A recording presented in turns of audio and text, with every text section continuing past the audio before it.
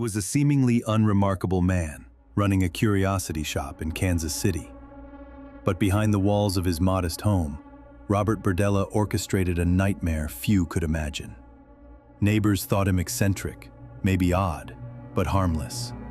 In truth, Berdella's house became a silent theater of horror, where unsuspecting young men vanished, never to be seen alive again.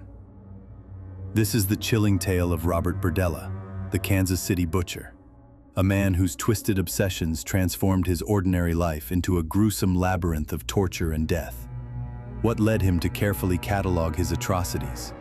How did he lure victims into his trap? And how did it all unravel? Follow as we peel back the layers of one of America's most methodical and sadistic killers. Robert Andrew Berdella Jr. was born on January 31, 1949 in Cuyahoga Falls, Ohio. Raised in a strict Catholic household, he was a shy, bookish child. His father was abusive and demanded perfection, instilling fear more than affection.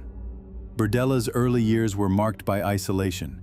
He wore thick glasses from age 5 and struggled with self-esteem. After moving to Kansas City in 1967 to attend the Kansas City Art Institute, Berdella developed a fascination with sadomasochism and began experimenting with violent fantasies. He was an excellent student but quickly grew bored, dropping out in 1969. He remained in Kansas City, opening Bob's Bizarre Bazaar, a shop selling oddities that attracted curious locals. By then, Berdella's interest in control had shifted from fantasy to a dark reality. Through the 1970s, Berdella's behavior escalated. He became a fixture in Kansas City's alternative scene, known for his unique shop and for helping troubled young men. But this kindness masked predatory intent. Berdella began drugging acquaintances, documenting their vulnerability. He kept meticulous notes on various substances' effects, building what amounted to a personal guide for incapacitating future victims. By the early 1980s, his fantasies had turned lethal. He started inviting men to his home under the guise of offering work or shelter. Once inside, they were drugged, restrained, and subjected to unimaginable abuse. Berdella's obsession with domination drove him deeper into a cycle of control that would leave 6 men dead between 1984 and 1987. Berdella's method was cold and deliberate. He often photographed victims before and during captivity, creating a chilling visual record. His log detailed every hour, what drugs were administered, what tortures inflicted, and his observations on victims' physical and mental states. Berdella forced victims to call him sir and issued punishments for disobedience. He experimented with electrical shocks, chemical burns, and other forms of torment, always documenting the reactions. He kept personal belongings, IDs, jewelry, and other items as trophies. His ability to maintain a facade of normalcy allowed these horrors to continue for years undetected. The precision of his record-keeping would later become key evidence against him, showing a level of premeditation rarely seen, even among serial killers. The 6 men known to have died at Berdella's hands were Jerry Howell, Robert Sheldon, Mark Wallace, James Ferris, Todd Stoops, and Larry Pearson. Each had struggles that Berdella exploited: homelessness, addiction, or financial hardship. He offered help, knowing they were vulnerable. Jerry Howell, just 19, was the first confirmed victim, abducted in July 1984. He was kept restrained and brutalized for days before being killed. Todd Stoops, whom Berdella had known previously, was kept captive for weeks before succumbing.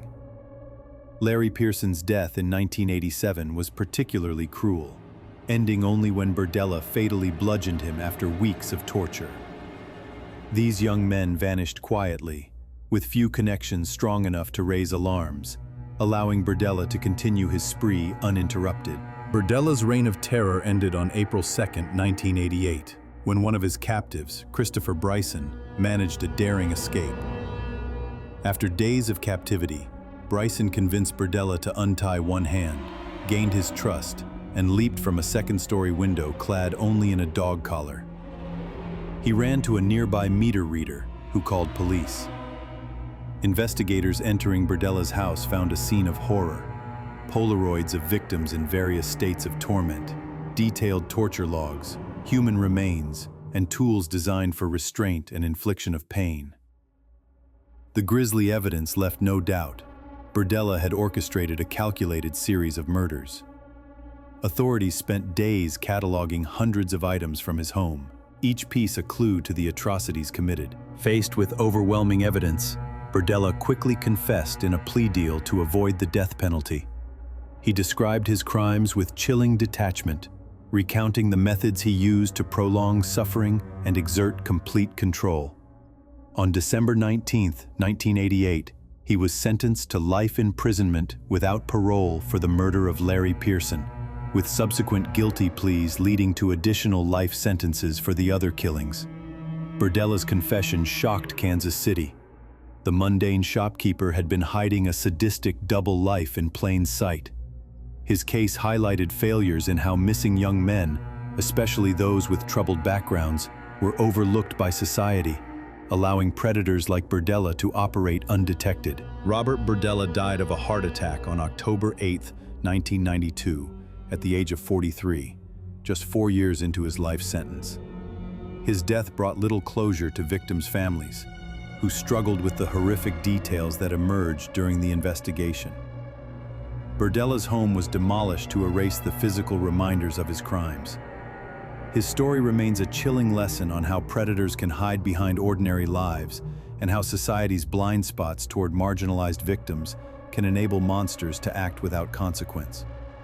Today, Berdella's case stands as one of America's most detailed records of serial torture, a grim reminder that the worst horrors often unfold unnoticed in the quietest neighborhoods. If your pulse burned on the edge of the abyss, consider leaving a like and subscribe to the channel. Eyes up, seeker. The truth can't hide in the dark forever.